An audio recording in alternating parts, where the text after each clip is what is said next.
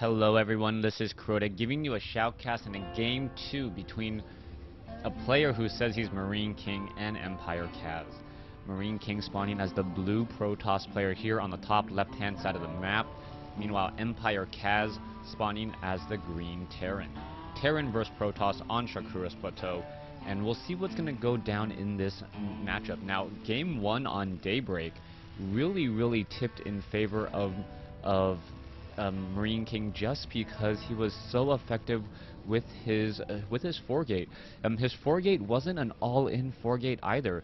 He did invest in a Nexus relatively early on, but somehow he had caught EmipreKas' units moving across the field, able to separate those Marines as they were charging up the ramp, and then divide and conquer, take down those units, take down more, and was able to secure the victory after Kaz just lost way too many units early on. Now, we are in game 2 of this series, and one thing I want to note, please leave a message, or if you guys notice anything better about the opening sequence. Hopefully there is no gray screen. If there is, I'll have to do some stuff with my encoding still. Now, taking a look at things so far, it looks as though Kaz is actually going to be going for a CC first.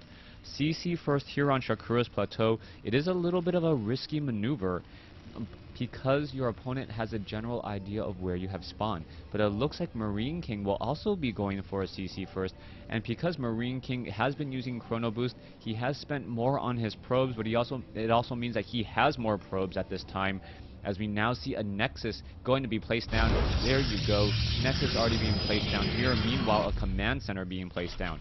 Economic advantage definitely in favor of MarineKing at this point, no longer needing to leave one SCV to build that command center. The buildings just warp in themselves, so that is one of the benefits for Protoss. Probes do not need to babysit the buildings as Terrans do. Now let's take a look at the strategies overall. It looks like MarineKing will end up being supply blocked for a little bit of time. He does not have a second pylon, and instead going to forego probe production for a little bit and now place down an assimilator. By Kaz, we also see him going into a double racks. It could be a triple racks build here in just a moment. No, just an SCV making its way down across the map. The probe here from MarineKing will take a look, scout this out, and know exactly what his opponent has done, and knows that there is not going to be any sort of major aggression anytime soon. As the probe now comes in, he was so excited, decided to carry those minerals halfway across the map. Now, taking a look at things so far, we can see that the gateway is already up. MarineKing in game 1 did not get a Zealot, and it looks like it will be a repeat of that same strategy, as he is not getting that Zealot the second time around. SCV just wandering around here, going to be coming down, coming across. Did take a quick look, knows that the Nexus is up, as we are now going into double orbital commands, getting up that third barracks, and Kaz still does not have gas. No gas whatsoever. He's going to be relying purely on Marines to fend off whatever is going to be happening here, but he does have the benefit of this ramp. Now, placing bunkers up on the high ground, the sentries are not really going to be able to see what is up there until they poke their head up, and by then the Marines will be within range. We also see Kaz now going in for that double gas. This is a very standard build, so we are going to see that double gas, most likely going to see one tech lab researching either stim, combat shield, or concussive shells, and then after that trying to go into a factory with a starport. Now taking a look at MarineKing's build, MarineKing now going into a Twilight Council for his all-important third tech building. So Gateway Cybernetics for Twilight Council here. He's not going to have a lot of production buildings, and he's really focusing more on tech as opposed to the very production heavy of Kaz.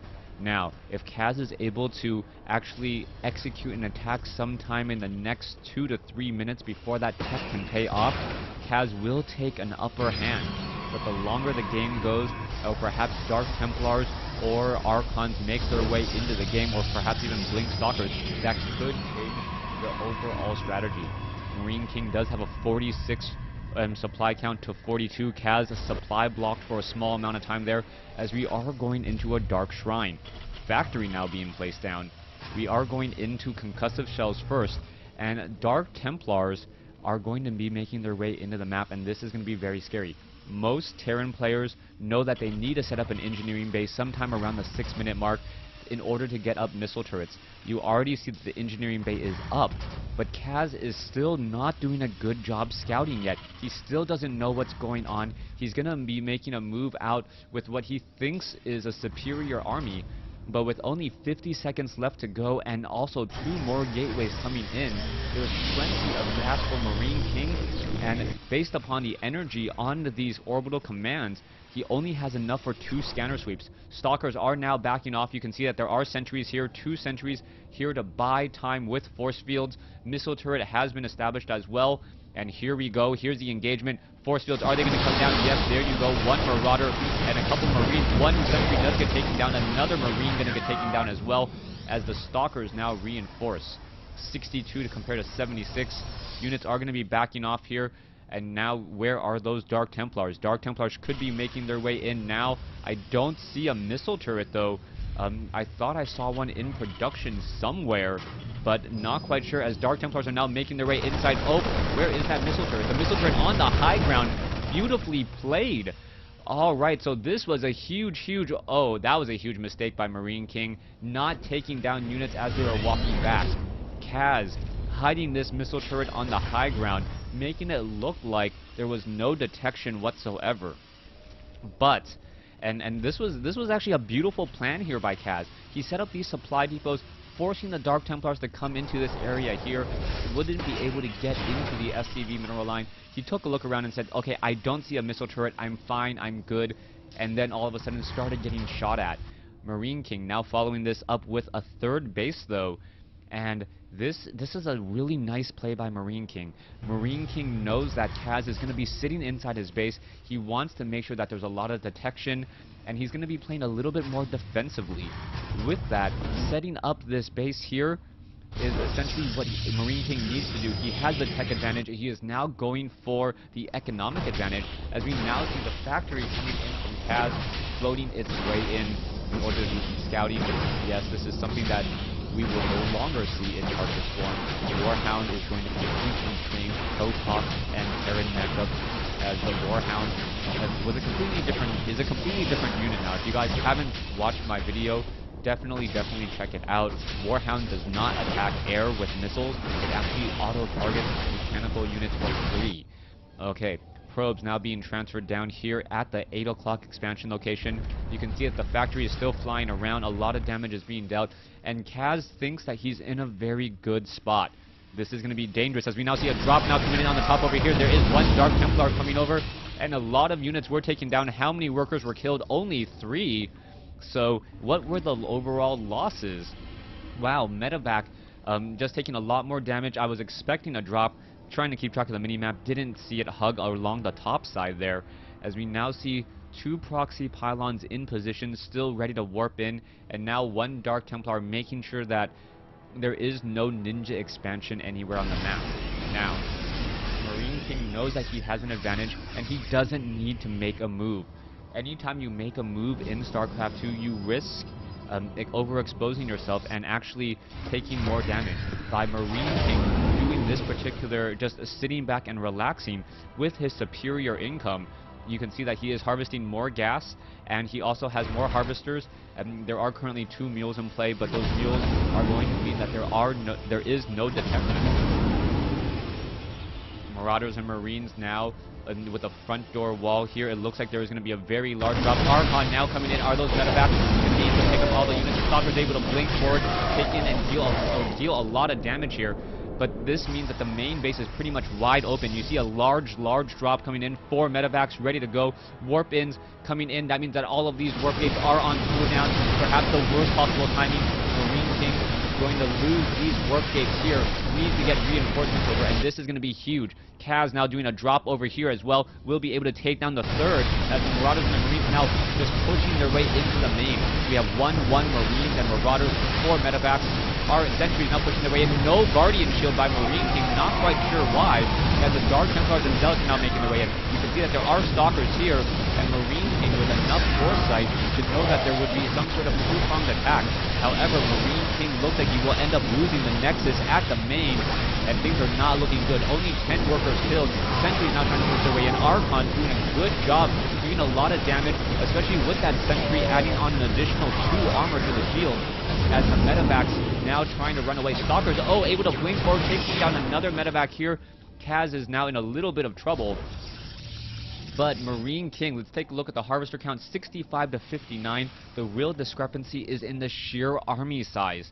And that's where Terran players really need to strike. Right now, you can see that level 3 weapons upgrades are coming in. That means that the Marines and the Marauders are most likely 2-2 upgraded. Is it 2-2? No, 3 is 2-1 right now, as more gateways are trying to be added. We're going to see another drop, and this is almost a pure Marauder drop here. This is for pure building destruction, as we now see all of the main gateways taken down here. Marines and Marauders also dropping in over here onto these Stalkers. The Dark Templars doing their job, but still not going to be aggressive enough, as more and more key tech buildings are getting destroyed. Dark Templars running straight into a group of Marauders when there is a scanner feed going down. That was a horrible mistake there. The Stalkers are now going to get destroyed here. Dark Templars now being able to go to work, but with 145 compared to 88, things are not looking good. A third base is being established by Kaz. Kaz finally establishing this base as the medevacs. This could be bad. What Stalkers down it goes, and there is the GG.